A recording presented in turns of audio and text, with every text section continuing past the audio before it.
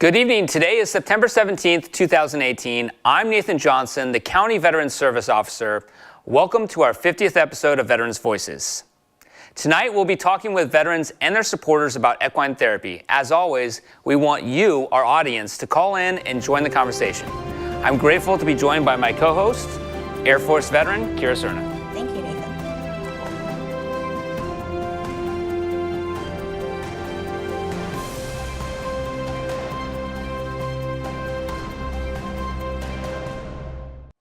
Let me congratulate and express my sincere gratitude to everyone who has supported our collective journey to 50 episodes of Veterans Voices. Our program has undoubtedly connected veterans with resources that they've needed. And equally important, each show has worked to cultivate important relationships among veterans and the community. Kira, can you believe it's been 50 episodes? That's really hard to believe. Yeah. I've really been honored to be a part of this show. Haven't been part of the show for long, but it's been a great time. I've met great guests. Absolutely. It's been great to have you. And of course, Kevin Graves and Ryan Berg's been on the show. And You know what I've really appreciated the most and have really loved to connect with is our audience. We have people who watch this show every month. They're very loyal and dedicated to it. People all over the nation are tuning in on CCTV, on Facebook Live, even watching our YouTube channel now. And yeah, they send emails saying, great show, or I'm looking forward to the next topic. And they're very loyal. I think they like to really talk about veterans issues. Yeah, over the past year, our Facebook following has grown tremendously. People have shown so much support and love, and they've been engaging with their comments and questions. Right. And more and more people are liking the page and following the page. Yeah. It just shows the interest that there is out there for veterans issues. Absolutely. Well, I look forward to seeing where we're at in another 50 episodes. But we've got a good show tonight. We can't forget Kevin Graves, the co-host for the past 4 years. Let's kick it over to him to see what he had to say about episode number 50. Good evening. Tonight, as you've heard, it's the 50th episode of Veterans Voices, and I'm here on the set tonight because I can't be with you. I'm actually at the Bay Area's premier event to honor our fallen heroes, and I'm leaving the show in the good hands of my colleagues. It's been a pleasure to be a part of this show for the last 4 years. I can't believe that we've actually filmed 50 shows, and I don't think we've repeated topics in that whole time. The information that we get out, we know is beneficial to veterans, but really what I want to say is that I am just grateful for the collaboration between CCTV, the CVSO's office, and CalVet to make this happen. I'm also grateful for the wonderful team that we've been able to put together that it does such a great job and cares so much about the information that we put out to veterans. And what I'm really grateful for is to be part of the veteran community here in Contra Costa County and throughout the Bay Area for me. And it's just a privilege to be able to have a job where we can focus on those that serve. So for us, it's giving back to you, the veterans, and I want to thank you so much for your service and thank you so much for tuning in to Veterans Voices.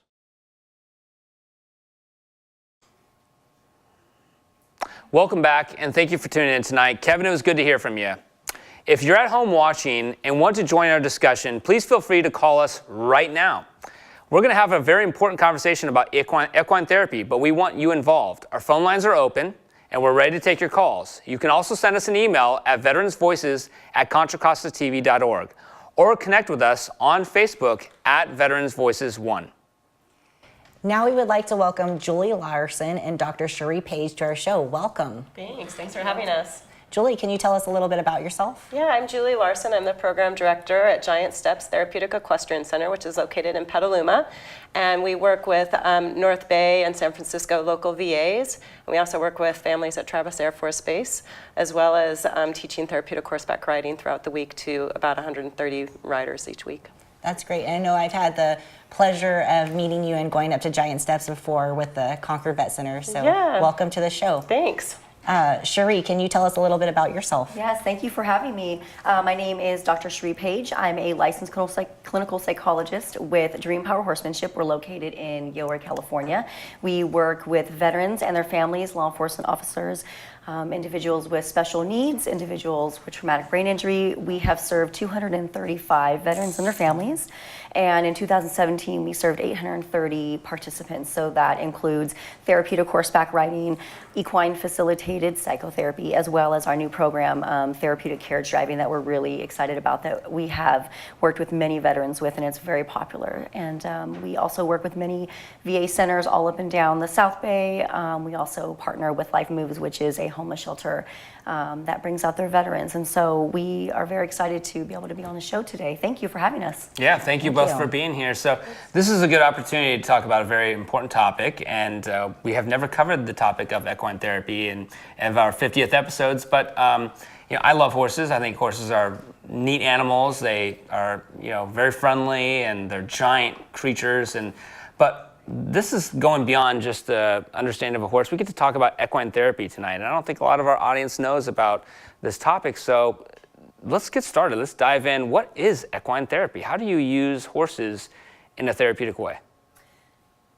Equine facilitated psychotherapy is just a big fancy word for saying that we do therapy outside the office with no doors, and it's experiential, which is another fancy word for saying that whatever it is that you're doing in that moment with your horse is something that you are learning. It's live, it's in the moment. You're building a bond and a trust with your horse, and it really is a different feeling being outside on the ranch and doing equine facilitated psychotherapy versus being indoors with an office, and you're outside, it's calm, it's peaceful.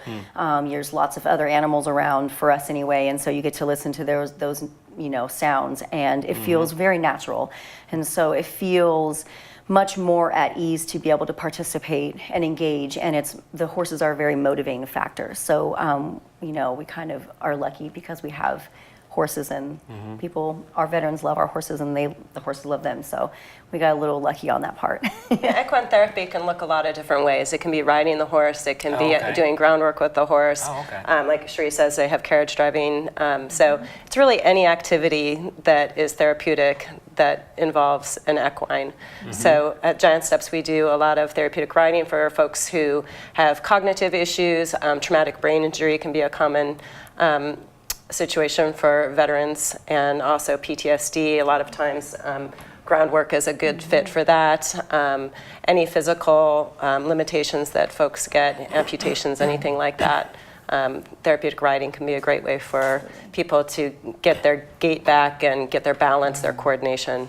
And specifically, how does the horse help with that? So the horse, as you're riding a horse, the horse's movement stimulates the human gait. So it stimulates muscle memory and helps with people getting their balance, their coordination, their flexibility. And also cognitively, it stimulates neurofunction. So those with traumatic brain injury or stroke or anything like that, the movement of the horse actually stimulates new neural pathways being developed. Okay, so if you're just joining us in this conversation, we're talking about equine therapy. We just got the conversation started. Would love to have your questions, your comments. Maybe you've participated in this type of therapy before. Maybe you're curious about it and you have some questions. I have a question, Julie. How do you pick the environment? Because as Sheree mentioned, it's outside, and so it's not in your typical clinical setting. But what type of settings does equine therapy usually take place in? Yeah, that's a great question.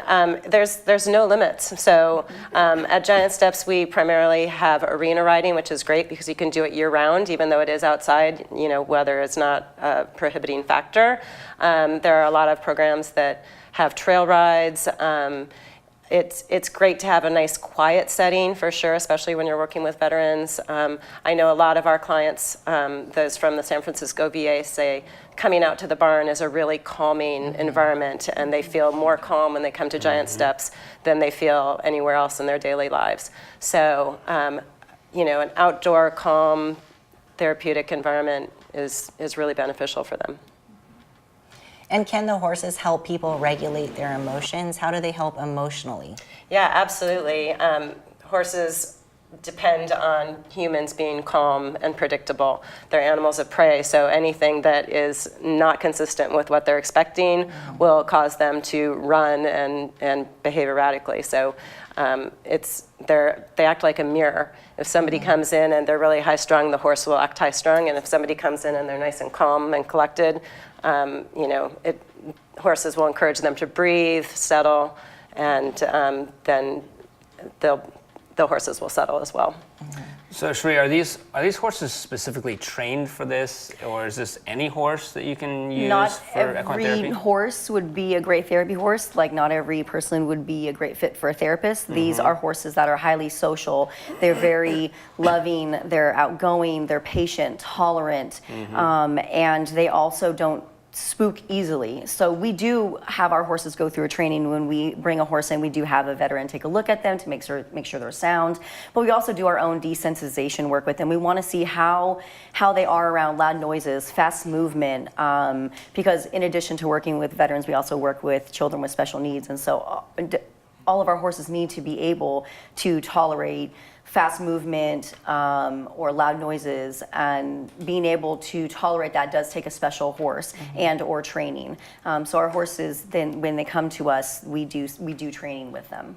So I want to interrupt, and we have a call from Patty in Lafayette. So if we can take that call now. Patty, are you with us?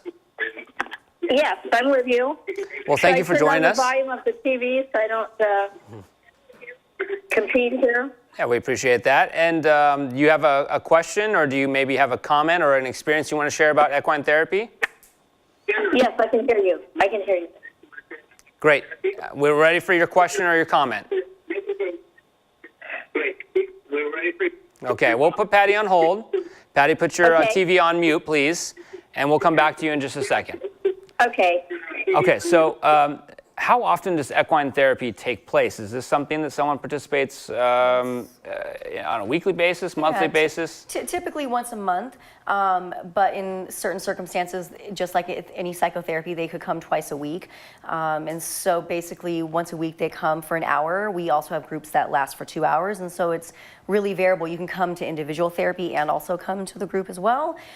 So we really try our best to meet their needs of what they need at that time, especially if there's anyone who's experiencing a crisis. We try to be able to meet them at their needs, where they're at, to best support them. Yeah, we tailor our programs specifically for the group that's coming out. Transportation can be kind of an issue because horse facilities are traditionally not located in urban areas. Right. So, Right. yeah, so sometimes we have groups come consistently for 6 to 8 weeks at a time. Sometimes they come once a month, whatever works for the group. Right. Well, we're going to try Patty again. Patty, are you with us? Yes, I'm with you. Oh, great, Patty. So glad that you stuck with us. So go ahead with your question or your comment. I just wanted to say thank you. Am I supposed to start talking now? Yes, please. We're ready for you. I just want to say that I was working at East Bay Stand-Down this weekend. Equine therapy there, and several horses there, and I was working in medical triage. And the people who came in, a couple of them said, "Oh, there's horses here. We're going to go out and ride. We're so excited." And I went out to see the horses, and they were beautiful, and I love seeing them. Before I was an Army nurse, and so I know how the things that you said, getting on the back, the physical thing that help as well as mental is wonderful. And also, I worked with special ed children for a couple of school districts, and we had an equine therapy, and these were kids who had never walked, been in wheelchairs all their lives, and they were so delighted to get on horses and have that opportunity. So for me, I've had a couple of times that I've been able to see that and how it works as a nurse. And also, when I was a young person, lived in Texas, I rode horses. Well, thank you so much, Patty, those for joining us experiences. tonight. And we got a chance to So I see. thank you for coming out and doing these kinds of things. And I know it makes a difference. So thank you again. Absolutely, Patty. Thank you. And we got a chance to see the equine therapy at East Bay Stand-Down. And some of our B-roll footage tonight is actually from East Bay Stand-Down. So ladies, stick with us. We're going to talk more about equine therapy. So we'll be right back with more of the conversation in just a moment. go work? Huh? Let's go work. Let's go to work. Okay. Just to be able to work with horses, it's a life changer. Truly is a life changer. Because you can't bring any BS with them. They can see right through you. Are you gonna hurt me? Are you gonna eat me? Is the two things that they're scared of. You have to go in there open-hearted. You have to go in calm. You can't bully them. They're much bigger than you. You can't force them to do anything. You have to ask them to do it. And your communication has to be exactly clear and concise to them. Unless you do that in that complete order and stay calm, then they won't work with you. No one goes to war and comes back unscathed. I was in special operations in Iraq and Afghanistan for the majority of the war. There was no coping. You come home, prep, repack, and get ready to go out the door again. Bobby, Yes. is it okay to sometimes let your kids have a little more control? Yeah. Can they lead you sometimes? Absolutely. We hope you enjoyed that video. Let's welcome Brad Gallup to the show. Welcome. Can you tell us a little bit about yourself? Sure, thank you. Really glad to be here. I'm a Marine veteran. I joined right after Vietnam. 4 years as an enlisted Marine, then I got out and had separation of service. And then after about 7 years, I decided to come back in. So I always wanted aircraft maintenance, so I came to the Air Force. And they hired me, I don't know why, but they did. And I became an aircraft maintenance officer on fighters for 17 years. So combined together, I have 21 years of service. Wow. Well, thank you for your service. No, thank you. You're welcome. Appreciate that. And so we've been talking about equine therapy and the different settings that it takes place and how the horse interacts with the person. But Brad, maybe you can tell us a little bit about your experience with equine therapy. Is this something that you have been involved in directly? Are you a part of a program, or are you a veteran who helps other vets get involved? And what have you seen in terms of how equine therapy helps veterans? Yeah, I think I came a little different route than both of the ladies here, how they came into the work. When I came back from the Gulf War, I was really, really struggling. I didn't think I was, but after about 9 months after I came back, I almost took my life. And that was kind of when I said I need to get help. And so I went downtown and started getting therapy and started doing it. In '96, I was stationed in Davis-Monthan and happened to be at a outpatient for Sierra Tucson, which is one of the big recovery centers down there. Anyway, they had a horse program. And so the therapist, as our therapist, said, hey, why don't you go down and check that out? So I did, and had this incredible transformative experience where I actually laid across the horse. And as soon as I did, I had this incredible grief come through me. And I just wailed on that horse for like 15 minutes. And that horse never moved. And when I came off there and got off the mountain bike and stepped on the ground, I really felt like 20 pounds had lifted. And at that point, I said, I want to learn how to do this work. So that's how I got started in it. Thank you for sharing that story. Yeah. I think this is a good time to introduce a question here from Facebook from Manfred Bass. And he wants to know, can you speak more to the human-animal bond? So when you discovered equine therapy, Brad, do you think that you feel that you already had a relationship with animals, or was there something specific about horses that allowed you to connect with animals specifically? For me, it was kind of a legacy thing. My lineage, my grandfather was a big horse teamster back in the 20s and 30s in northern Michigan, and he had a team of Belgium draft horses, and he logged up there. And so that was something in my family had had all that time, and I just said I wanted that connection. So I didn't grow up around horses. And so when I started this journey around, by the time I was 40, I just realized that I had this connection. It was something about this heart-to-heart connection that horses are very powerful with. And they know instantly who you are. As soon as you walk up, they can tell if you're really, truly who you say you are, or just hiding behind a facade. And for me as a veteran, I had kind of armored up my heart over those years of service. And I found that to be able to make the connection, I had to let some of that fall away. And that became the work I did probably the next 6 or 7 years working around with horses and getting trained around the country. So I want to take just a brief moment again to talk to our audience. I want to thank Manfred. I want to thank Patty for joining in on the conversation. Tonight we're talking about equine therapy. It's our 50th episode, so it's a very special episode, but it's a very special topic.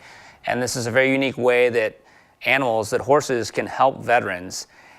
Cherie, I want to come back to you because as the question mentioned, and as Brad was also talking about his experience of coming home from Desert Storm, where do you see most veterans at when they're reaching out for this type of help? What are they experiencing, things like suicide or post-traumatic stress, and at what point are they reaching out for something like equine therapy? Have they tried other types of therapies before, or is this where they're just starting off? That's kind of a complicated question to answer, but I would say in general, though, there has been other therapies that they've tried. Maybe they've connected with the VA and they've done some office-based therapies, and maybe they worked or didn't work, and they've tried many different things. And so somewhere along the line, someone told them and reached out to them, or they saw it somewhere, come out and try this. Just give it a shot. See what it's like. If you don't like it, you don't have to stay, but just come and try it. So I think for many of our veterans, they've gone through many different therapies and they haven't felt right or didn't work for whatever reason. And so we have a lot of veterans that come and they're really looking for something. And there is a lot of crises they're going through. And yes, there is risk of suicide, and there is a lot of PTSD, and there's a lot of those issues that they come with. Are they usually doing this in conjunction with other types of therapy, say some types of medicines, or? Yeah, there's usually a lot of medication that is prescribed, and there is maybe some other office-based therapies they're working with, but primarily when they're coming in, they're joining in this therapy. This is their main therapy. They come once or twice or maybe 3 times, and they really feel connected to this. They feel an instant connection with their horse, and they feel at ease, and they feel that the place that they come to is non-judgmental, and we meet them where they're at, and the horses meet them where they're at, and it's peaceful and calm, and there isn't any forcefulness, and we don't use a lot of clinical jargon because it's really off-putting. That's not what we're here for. We're here to be able to meet them where they're at, support them so they can live their best life. So Julie, let me ask you, just to move forward in this conversation, when a veteran does show up and you've recognized that they are a good candidate for equine therapy, how do you make them feel confident in it or trusting of it in a way that they know that they're participating in something that's very real and very therapeutic? Well, horses are so great for building confidence. I mean, they just are, they're 1,000-pound animals roughly, and yet they connect so beautifully with the participants. We pair up volunteers. Often it's veterans themselves who are volunteering, and that way they've got some camaraderie there, and I think that makes them feel very comfortable as well. At Giant Steps, they come in a group, so they have a great relationship amongst themselves, and then they all work together with the horses, and we try and set them up for success so that they have a really authentic but successful experience at Giant Steps, and start slow, just at their own pace, grooming the horse. It's really about building trust, building the bond, communication. Like Brad said, you can't have a facade. You've got to have really authentic communication. So we do some brushing and some leading and start slow while they build that connection. And Brad, horses can be, they're pretty big and they can be quite intimidating. What would you say to a veteran who might be scared to try equine therapy? There's something about this thing about, they've studied, the Heart Math Institute has even shown, because the electromagnetic field comes off the horses, that they actually show that within 5 to 7 minutes, even if you're terrified, even if you're not next to the horse, but you're outside the round pen or wherever you're at, your heart rate on an average would drop 25%. So the heart of the horse is actually working to already try to slow you down because it's so big. Because the horse's heart is almost 11 pounds. Our heart's this big, it's heart size of a fist, weighs less than a pound, and it's 11 pounds. And so it has all this electromagnetic field it's throwing out, and it does nothing but help slow us down. And so you're already just being close, you're doing the work, right? That's when it shows up, it's pretty amazing. And Dr. Page, is there any populations you can think of that this may not be appropriate for? Not that it's not appropriate, but maybe some contraindications would be if an individual is actively psychotic and not medicated. Horses, because they do need to have individuals who are authentic and your insides need to match your outsides. If there's something that's happening on the inside that's keeping you preoccupied, it might be difficult for the horse and for the staff to kind of be able to facilitate that. So that definitely is one of the things. But outside of that, if there is medication that's happening, no. I mean, I think horses are able to help a lot of different people and reach a lot of different populations. It's really special.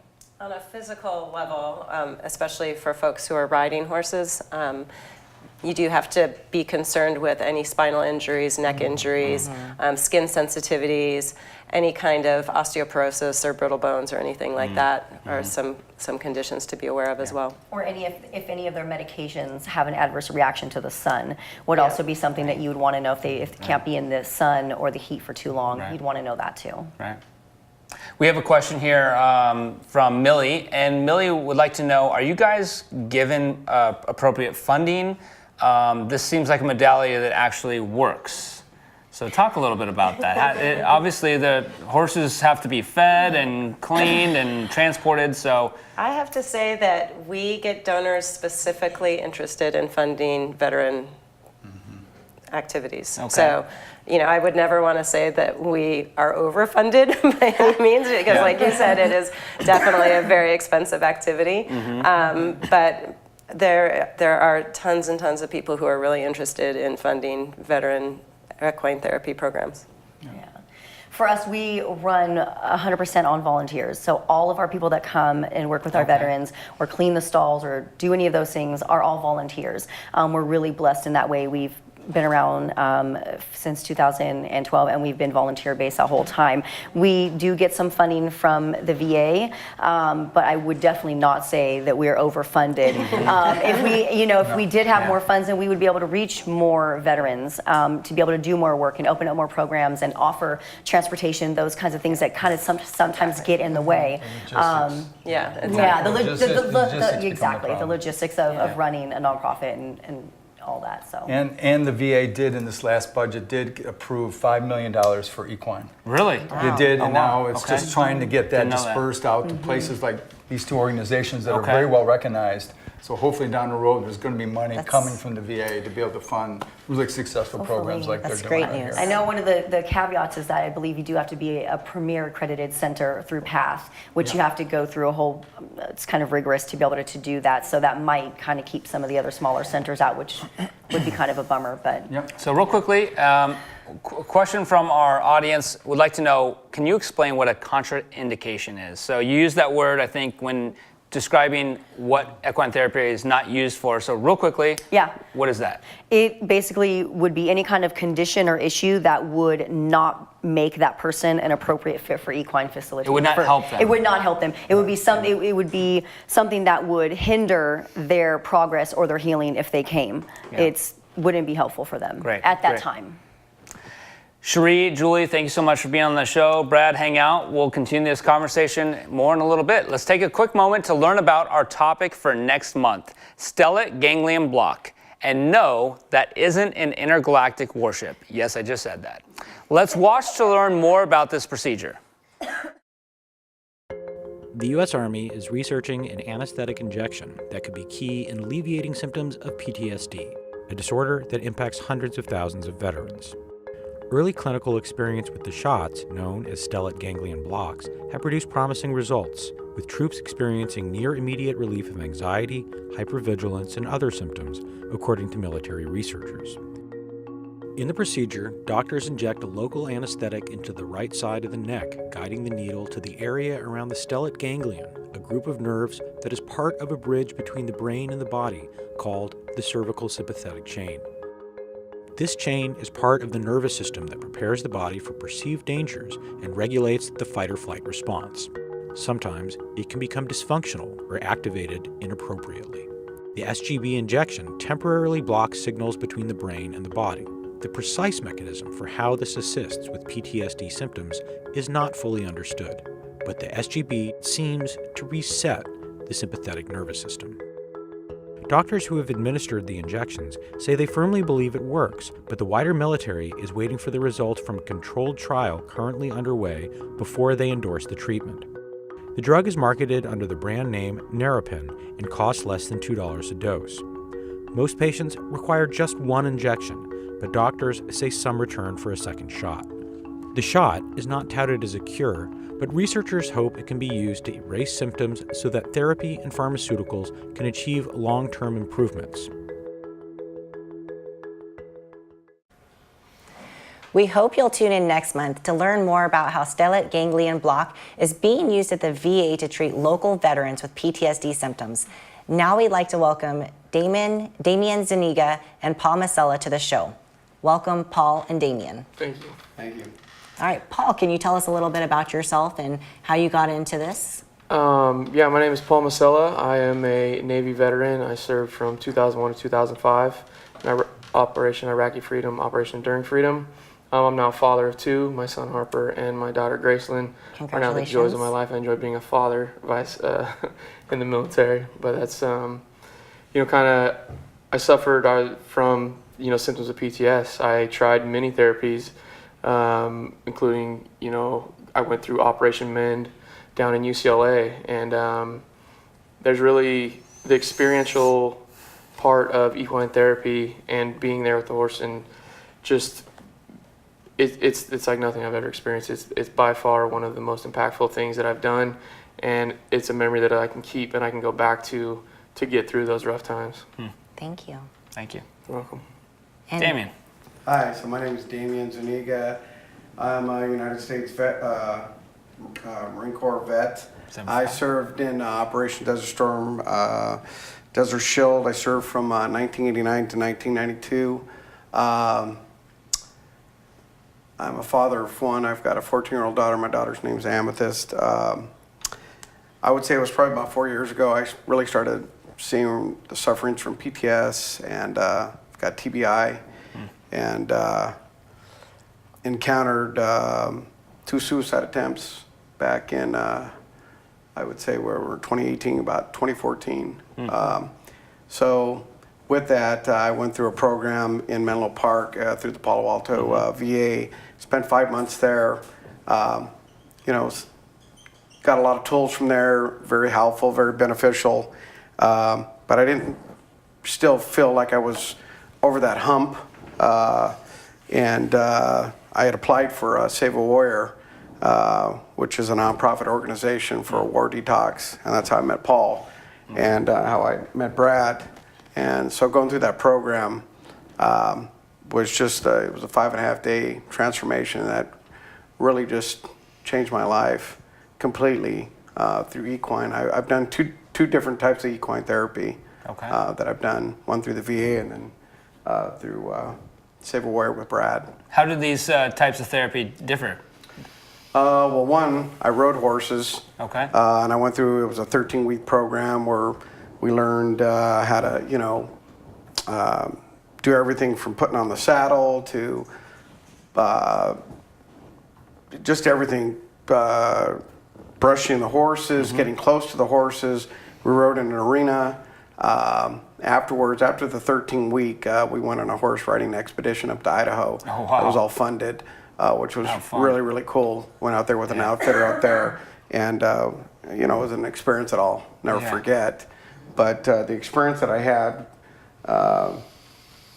in Malibu there was just very different with Brad. It was really just about communication and relationships. That's really what it was about, and really felt like not getting on the horse. And I think he told me that when I got there, was like, hey, we're not getting on the horses. And I remember just kind of like, okay, well, and I went along with it. But I can tell you it was a very emotional experience for me, and really was changed my life. Okay. And Paul, you mentioned dealing with symptoms of post-traumatic stress. So how did this lead you to equine therapy, and how has equine therapy helped you? Like I said, trying a lot of different therapies. I also went through Save a Warrior. And the equine therapy was different because all of our brothers were there. We were all together in the arena, and I learned about boundaries and just really being honest with myself. One of the moments when I was in the round pen, with Brad, before I went in there, he explained to us a little bit about how horses can sense us before we get in there. And he looked me in the eyes, and I could just see this loving fatherly look. And he's like, "What do you see in there?" And I was like, "I see my son." It was a younger horse. And it just, after I said that, he's like, "Just go in there and play with your son." And I remember going in there and just experiencing my son. He became my heart, and we toured around the world, and I chased him and he chased me. And I pointed up to the sky and I said, "Look at that jet," because my son likes to do that. And the horse kind of paused and looked up. It was just such your heart, like the horse just becomes you. And it was like, I'll never forget it. And I got to share that with my son, and the gift that Brad gave me, being there and being with men initiated into love, it was just so different than going in somewhere and talking about the same stuff that we talk about all the time. And it's like, I don't even really want to relive that. And being out there, you are outside, there's the nature, all the aspects of just being human again and not having to focus on anything but what's right in front of you. And it was life-changing. It's like one of the it's experiential. I can tell you about my experience, but for anyone listening, it's like, veterans do it. It's the most impactful thing, not only for my life, but my son and the future generations and the people that I share it with. It's that important, and it was such a gift that I have to give it away. And Paul, do you notice any long-term benefits from doing this? Absolutely. And just us being here is a long-term benefit, but being able to reach out to Brad at any moment and just know that connection wasn't just made for those 5.5 days. I can call on my brother next to me, or Brad, or any one of those guys for absolutely anything. And see, it's like getting it out, right? But he's strong enough to take that for me. And like it says, pain shared is pain divided. With these men, I can share my pain, and they can help me take it, and they can lead me to the next level. And amazing. Another gift that Brad sent me was a book that totally transformed my life. So all those connections were made that moment. That, as I say, he looked at me with those fatherly eyes and helped me release all of this just baggage that I carried that I didn't even know. That's the thing. It's like I didn't even understand what was going on. But in that program, they take off that backpack as we're focused on something else. And to this day, like I said, I can go back to that moment, or I can reach out to one of them, and it's all stemming from the equine therapy and Save a Warrior. That's phenomenal. Well, what I'm hearing is you're connecting with each other around some kind of common interest. So that camaraderie that exists in the military is reshaping itself around equine therapy. Brad, can you explain that a little bit? Is that a big piece of this? Is just bringing veterans together with something that they can both share in and trust and have each other's back? Yeah, and that's one of the real strengths of the Save a Warrior program, that War Detox 5.5 days, is being able to go in and set it up and being able to see what the pre-trauma is, what's going on. They both had experience. We've all three had experience in war and combat and being in the military, but there's also this pre-trauma that happens in childhood too. And so they're a unique program about being able to pull that out so we can all see it. And then at some point, where we call it the turn on the third day, where they go and do the equine work, that we actually start, what's the things that you want more of in your life? And they'll say a lot of things, but they always come down to two things. They want more love, and they want peace of mind. And then that's where we go in and say, okay, let's go in and let the horse guide it. And then I just get curious, and they get curious. We go in with the curiosity of a 5-year-old, right? Yeah. That's what I told you guys. Let all your expectations fall away, and let's go in. And that's the work I do as the transformative coach, is about how can we be more curious about what's really out there. And with nature and the horses and their brothers supporting and watching, witnessing them, that's where the power comes in the line. That's where transformation happens. So let's kind of break it down a little bit for our audience who's maybe a little skeptical about this. And they're not familiar with equine therapy. Yeah. Maybe because they've never been around horses. Right.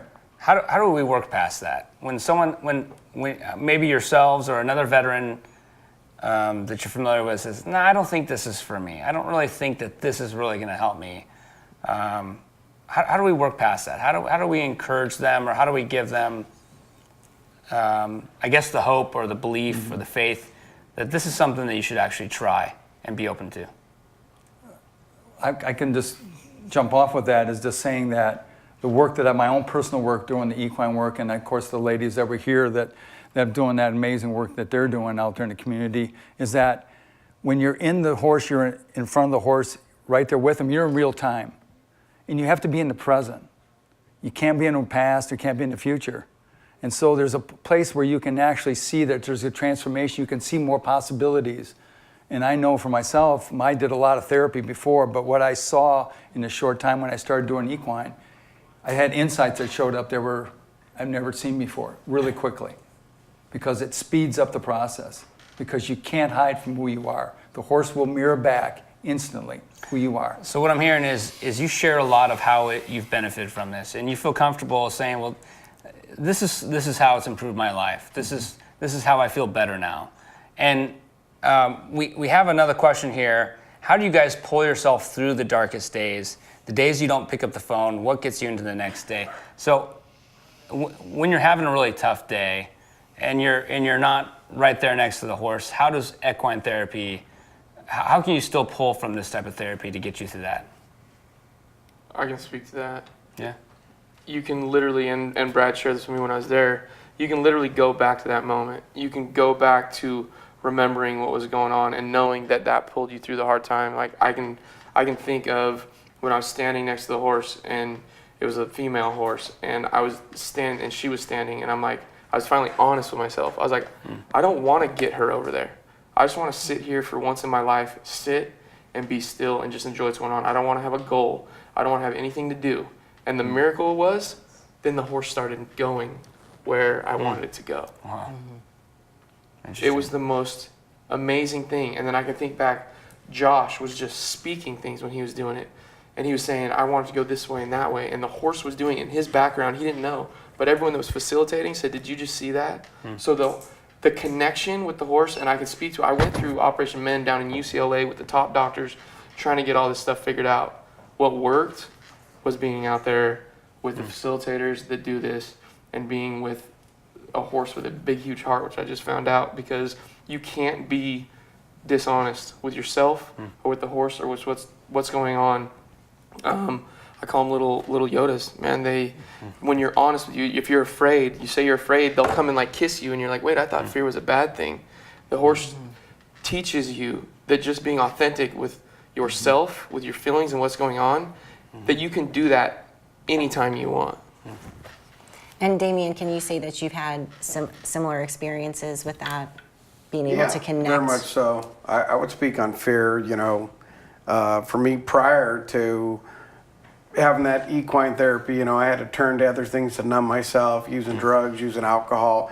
But going into that round pen and experiencing that and having that experience with that horse, I remember I can visualize just sitting here as I'm speaking to you both, wrapping my arms around the neck of the horse and just tearing, just sobbing, just emotionally just letting go of so much pain that I held on to for probably the last 50 years of my life.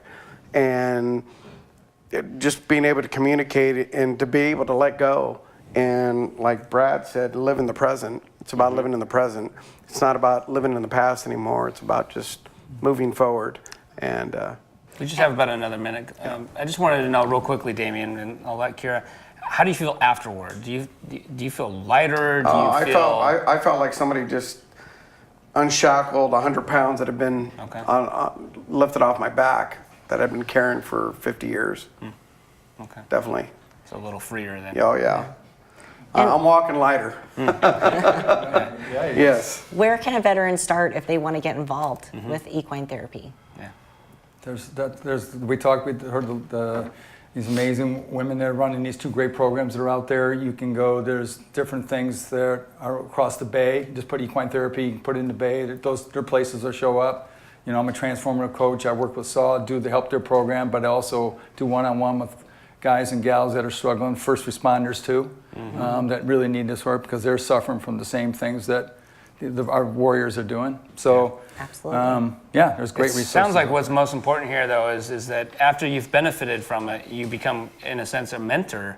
in the program, and not in a role of a psychologist or a program manager, but as a veteran who's really benefited from it. So yeah, I'm very blessed to have had, been 2 branches of service and done this work, but also to be a guy and be able to work with other men and women to do it in a way that comes from coming from here. Well, gentlemen, we honor your service. We thank you for being on the show tonight, and thank you for opening up about maybe some of the most sensitive aspects of your life and how equine therapy has really helped you. So thank you. Well, thank you for having us. Thank you. And thank you to our audience for staying with us. Next up is Dr. Shauna Springer interviewing a former Marine aviator about his experiences with helping service members with their finances. Enjoy our A-Vet's Voice segment. I had learned a little bit about your work with veterans around the financial piece, and I thought it might be really fun to bring you on the show and talk about some of that work. But before we do, just wanted to introduce you to our viewing audience and maybe ask if you would tell us a little bit about your time in the Marine Corps. Sure. First, I want to say thank you very much, Shauna, for having me on this program, for talking with you and to your audience. It's a great honor that I'm here, and I can share with you a little bit about my background and what it was that that brought me to the work that I'm doing today. So I spent 20 years in the Marine Corps, and during that time, I had the privilege and honor of leading some Marines in aviation. I was a pilot, and I did a total of about 6 deployments over the space of my career. And during that time, unit leaders are responsible, and all service members know this, unit leaders are responsible for their service members' readiness, right? So when you deploy, you're responsible to make sure that all of your Marines and sailors are ready to go. I'm curious to hear, more about what the type of need was and what kinds of things came up. Yeah, Sean, that's a great point you bring up. On the civilian side, a lot of employers, they're limited in what they can be involved with, and that's understandable. I mean, a lot of people don't want your employer to know about your personal life in a lot of ways, and that's understandable. But in the military, since you're responsible for someone's readiness, and by that we're saying, hey, everyone's dependent on everyone else for mission accomplishment and really for survival, then you're going to be more involved. And one of the biggest challenges for a number of my Marines was, in fact, money. And one of the things, too, was, financial readiness, it's different for different people. But one of the challenges was kind of understanding where they were, each individual Marine that might have a challenge with that, might have a problem with that, and then getting them to the right resources, because we couldn't, as leaders, we couldn't be experts, and nobody can be an expert in everything. And so make sure you got them to the right people. And over time, that was something that I really drew a lot of fulfillment out of, was helping people, because I have a little bit of a background too in college and graduate school in finance and in business. And so I knew a little bit more than I would say your average unit leader as far as that stuff. And not only did I learn more where to go to find them the resources, but I was able to kind of give them a little bit of advice myself. And that, I think, the two of those together really helped a lot. That's an interesting term, financial readiness. I think about troop readiness in terms of course, the physical readiness and the mental readiness to deploy. But there's also that piece about the relationships and the home environment, and then the finances as well. Really having a situational awareness about your own money, what's coming in, what's going out, and if you have enough resources to meet the needs, perhaps for your family or yourself when you get back. What were some of the common challenges that came up for your Marines in that role? That's a great question. I would say that frequently the younger Marines, one of the biggest challenges that I found was their spending and the idea that they needed to talk to their spouse about money, right? So the concepts are actually quite simple. And for those of us, who are maybe a little bit older, and maybe some of us have been married for, several years, or been in relationships, and we have families, we've already gone through a lot of that. Whereas younger Marines, maybe they're newly married, maybe they're still single. And let's say you're a single Marine, you have income now, and you're like, wow, I've got all this income. I guess I could just buy stuff that I want. And you end up getting kind of in over your head when it comes to, buying things that you didn't realize you could afford. And in reality, you can't afford. But, they accumulated some debt for a lot of the stuff that they had purchased. And then were trying to figure out a way to, essentially keep their head above water. That was one thing. But the other thing, too, that was a big challenge was, they didn't really, some of them, the newly married ones, they hadn't really talked to their spouse about money. And so that was a challenge, especially when you're deployed, because when you're deployed, you're away from your family and you're kind of relying on them to take care of the money side of things. And they may not necessarily be educated on that either, or they may not necessarily know where to go to get assistance or advice if they have, family budgets. So I would say the big piece was communication. And then when you were deployed, obviously the service members focused on their work overseas. And so they're not really thinking about money. And, the spouse at home maybe has the challenge of, well, how do I do this? How do I manage this? We never really talked about it. And that can create some strain in the marriage, right? Because if someone's doing something that somebody else maybe didn't necessarily want, but there was a lack of communication, that creates that stress. And that can affect readiness quite a bit. Yeah, for sure. So part of it is, maybe knowing what you can afford. And also part of it is the communication. And another piece I heard you say was about saving. I don't know if it's just me or if every single person alive has had the experience of being told, if you had saved that 5 cent, that $1, when you were 10, you would be a millionaire now, but we're not, in that mentality of really saving. And, one of the things that I know about the psychological stages of development is that there's this sense of sometimes invincibility or immortality that keeps people of a certain developmental stage kind of in the moment and makes it very hard for people to really cast ahead to what they'll need, in the future and really putting money away. Did you find that was true for a lot of the young Marines, and how did you talk to them about that? Absolutely, Shauna. Yeah, it was a big challenge because a lot of them are not thinking about retirement, and they don't think that it's something they need to worry about until they're getting close to retirement. And the more that you can communicate with them the importance of saving early, the more you're going to help them get ahead. And the other thing, too, that's a little bit of an interesting challenge today is that the military is doing a transition to what's called the blended retirement system, right? So what used to be a pension system is now kind of two parts. And so when I was in, you either had a pension if you stayed in for 20 years, or if you got out, you had nothing unless you had saved something. So you didn't have anything that you really took with you.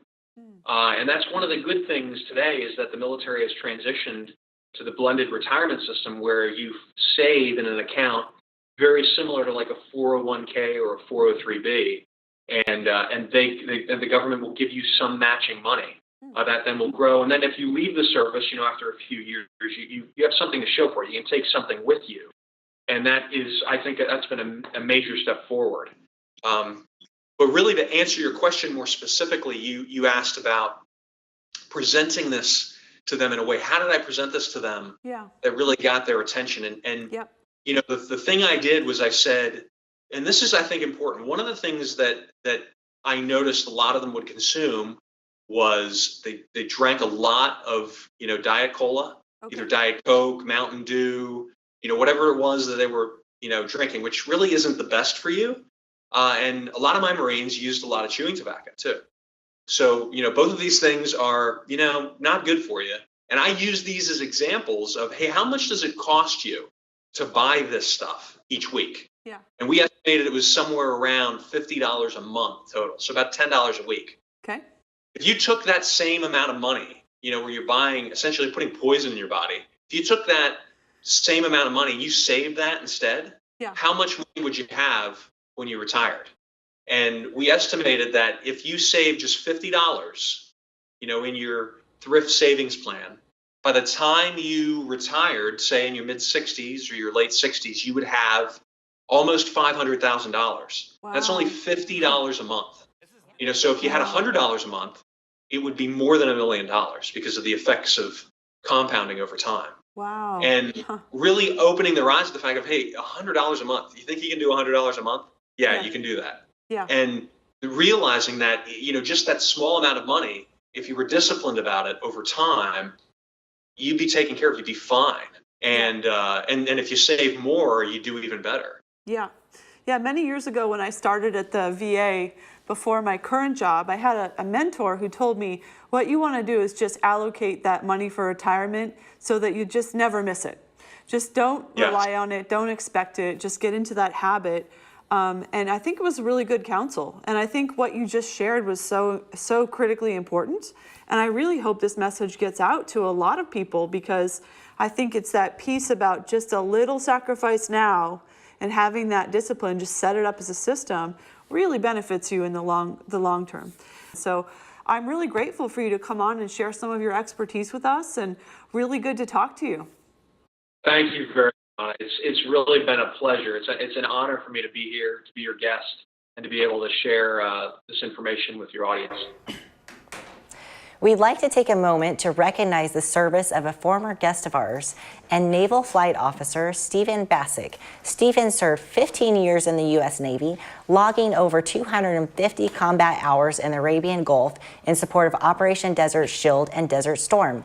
He also supported Operation Strike Warfare and performed counter-narcotic air interdiction operations out of Guantanamo Bay, Cuba. We honor your military service tonight, Stephen, and thank you for allowing us to display your shadow box on our set tonight. We hope you've enjoyed our show tonight. Before we go, we want to direct you to a few events and resources. Giant Steps is an equine therapy nonprofit organization located in Petaluma that facilitates programs directed at the veteran community. Contact them at giantstepswriting.org or call 707-769-8900. Dream Power Horsemanship in Gilroy, California offers equine-assisted activities, equine-facilitated psychotherapy, and therapeutic horseback riding to veterans. Visit dreampowerhorsemanship.com or call 408-686-0535 to learn more. Project Hope is a nonprofit equine-assisted therapy program offering people of all ages professional counseling services, including veterans. Visit projecthopeequinetherapy.org or call 419-469-0415. You can also visit operationwearehere.com/equinetherapy.html to learn about veteran equine therapy programs across the country. To rewatch tonight's episode, check back on our homepage later this week or check your cable provider's schedule for rebroadcast times. You can also rewatch this episode and many others on our YouTube channel, Veterans Voices of Contra Costa, so be sure to subscribe. Our next live broadcast will be Monday, October 15th at 7 p.m. Be sure to tune in. This is Veterans Voices of Contra Costa. Thanking you for joining us on our 50th episode, and signing off, wishing you all a relaxing evening. And for the veterans out there watching tonight, hooah, hoorah, and nay.